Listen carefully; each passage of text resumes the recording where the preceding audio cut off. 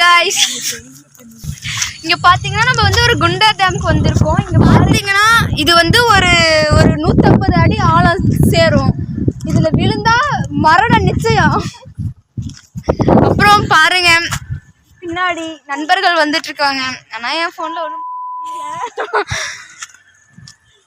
பாருங்க எவ்வளோ ஒரு அழகான காட்சிகள். இவ்வளோ பெரிய மலையெல்லாம் எப்படி வந்திருக்கும் நீங்க நினைக்கிறீங்க? இந்த மலையை பத்தி பேச வார்த்தைகளே இல்லை.